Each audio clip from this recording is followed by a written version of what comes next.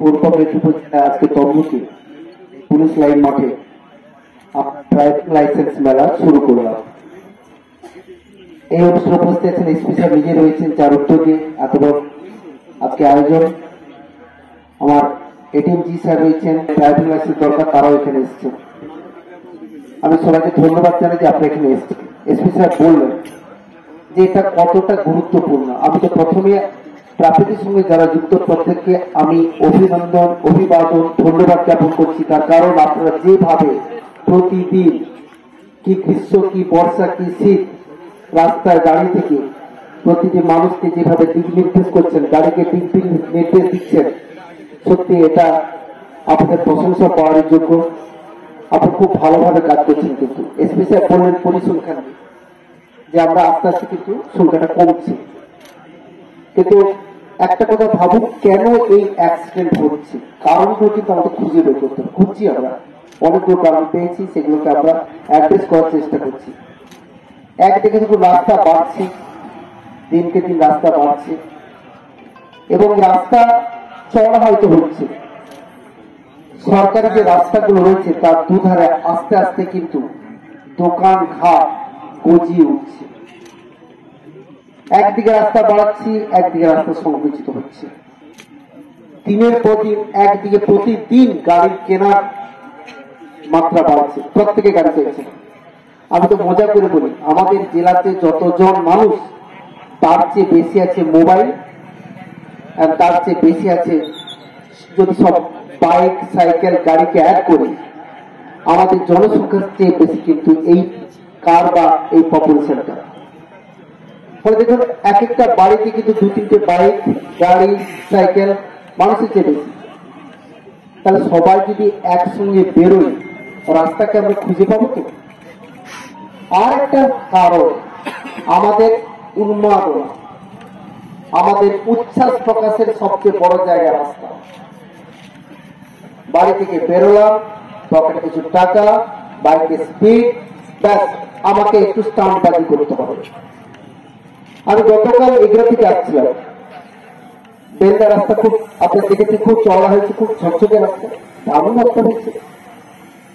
একটা স্কুলে 20 থেকে 25টা স্কুল ছুটি হয়েছে, তার আমাদের যে দেওয়া সাইকেল সুন্দর সারিবদ্ধভাবে সুন্দর লাইন ধরে তার একদিকে আসছে। অপোজিট দিক থেকে বাইক, মাথা হেলমেট নেই, শুরু হলো স্টান্টবাজি। হঠাৎ আস্তে আস্তে একটু কার নেওয়া স্পিডের মধ্যে, মানে নিজে তো মরবে, আরো 5 জনকে মেরে যাবে। এই জিনিস কিন্তু চলছে। এর জন্য কিন্তু আমাদের কড়া অনুশাসন দরকার। মানে যাদেরকে এইভাবে ধরে আমি এখন অফিসারকে বলছিলাম, এদেরকে কিন্তু বের মেরে হাত পা ফিরে দিতে হবে, যাতে না আমার ধরতে না পারে। আর যাদের পাবো তাদের ড্রাইভিং লাইসেন্স তো 5,000 করলে পাবে না, ওই বাইক থেকে সিল করা হয়। মানে আমরা যদি এইভাবে কড়াকড়ি না করি, আমরা যেভাবে এগোচ্ছি দিনকে দিন, আমি জানি না আমরা কোন মুখে গেছি, মৃত্যুর মুখে, আমরা মৃত্যুর দিকে আমরা ধাবিত হচ্ছি। এই কি সমাজ, এটা কিসের উন্নয়ন? এবং রাত্রির পর আপনারা দেখবেন সব বাইকরা বেরো রাতে অনেক রাতে 10টা 11টা 12টার সময় বাইক বেরোচ্ছে, মাথাতে হেলমেট নেই, এবং যারা ড্রাইভিং করছে তারাও ঠিক কতটা প্রটেক্ট থাকে সেটাও নিয়ে আমাদের সন্দেহ। ফলে এরাই কিন্তু আমাদের দুর্ঘটনার কারণ হয়ে উঠেছে। আমি এসপি স্যারকে বলবো যে আমাদের আরটিও ডিপার্টমেন্টকে নিয়ে বিভিন্ন কলেজে যারা মেনলি 18+, যাদের এই লাইসেন্স লাগে, যদি স্কুলের সঙ্গে টিচারদের দিয়ে এদেরকে একটা ডিসিপ্লিনের মধ্যে নিয়ে আসা যায়।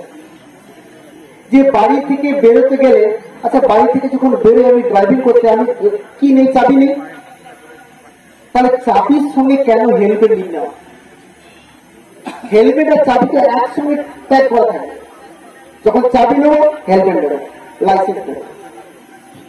এইটা যদি অভ্যাস না করি, যখন আমি হতে পারে অ্যাক্সিডেন্ট হচ্ছে, তাহলে যদি একই লোকটা বাঁচে, হেলমেটটা থাকলে 80 থেকে 90% কেসে কিন্তু মানুষটা বেঁচে যায়। আর হেলমেট না থাকলে তার বাঁচার খুব মানে চান্স খুব কম। এবং আপনি দেখবেন আমাদের যত অর্থোপেডিক্সের সব আমি ডাক্তারের কথা বলি, তারা বলে যে প্রতিদিন এত অ্যাক্সিডেন্ট বাড়ছে, আমরা পেশেন্ট ট্রিট করতে পারছি, এত ভিড়। আপনি যে কোনো হসপিটালে যান, কালকে গিয়েছিলাম এজে হসপিটালে, আমি বলে আজকে ইমার্জেন্সি কত পেশেন্ট এসেছে, বলে 26, আর তার মধ্যে অ্যাক্সিডেন্ট করে কজন এসেছে 9 থেকে 10। তাহলে পার ডে ওইটুকু দিনের মধ্যে যদি এতগুলো অ্যাক্সিডেন্ট একটা হসপিটালে ঢুকে আপনি শুধু কল্পনা করুন যে কত হচ্ছে। হয়তো তাদের ট্রিটমেন্ট হচ্ছে, ভেঙে গেছে, প্লাস্টার হচ্ছে, মেডিসিন সেরে যাবে, কিন্তু এটা তো উদ্ভিদের জায়গা। আর এই প্রথম নির্বাচন সপ্তাহ আমি 7 দিন করলাম, মনে মনে মাইক বাজছে, ঘাট বাজছে, হচ্ছে একটা অনুমোদনে চলছে। আজকে শেষ মানে শেষ নয়, এখান থেকে শুরু। তাহলে প্রত্যেকটা স্কুলে যারা ছাত্রছাত্রী কিনা অংশগ্রহণ করেছো, তোমরা যদি তোমার বাড়িতে, তোমার পাড়া প্রতিবেশী, তোমার স্কুলের বন্ধুদের যদি জানাতে পারো যে এখন থেকে আমাদের এটা করতে, তবে কিন্তু জাস্টিফিকেশন আছে। আর এত রাস্তায় আমাদের ট্রাফিক পুলিশ আছে, সিভিক পুলিশ রয়েছে, যে সব জায়গায় আপনি গাড়ি থাকবেন, এটা সম্ভব না যদি না আমাদের মধ্যে এই ধরনের চেতনার বিকাশ না ঘটে। সেটা করতে গেলে আমাদের লাগাতার কিন্তু এই কর্মসূচি চালিয়ে দিতে হবে। আর একটা মাননীয় মুখ্যমন্ত্রী বলেন যে রাস্তাগুলো, সরকারি রাস্তাগুলো, জায়গাগুলো জবরদখল হয়ে যাচ্ছে। ধরুন আপনারা রাস্তায় আছেন, সাংবাদিক বন্ধুদের বলছি, আপনারা আমাকে দেন, পুকুর ভাঙা হচ্ছে, আপনার সমস্যা তুলে দেন, আমরা অ্যাক্ট করি। এখানে একটা ঘটনা ঘটছে, আপনার সমস্যা তুলে দেন, আমরা অ্যাক্ট করি।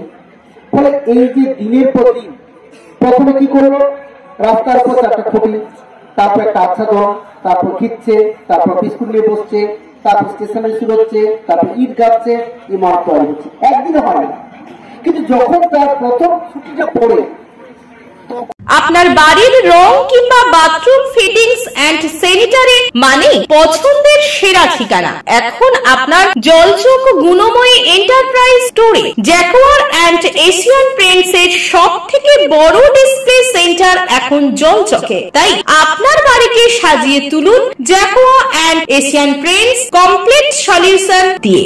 যোগাযোগের ঠিকানা জলচক প্রাইমারি স্কুলের পেছনে, পিংলা, পশ্চিম মেদিনীপুর। কল করুন 8240720151 এই নম্বরে।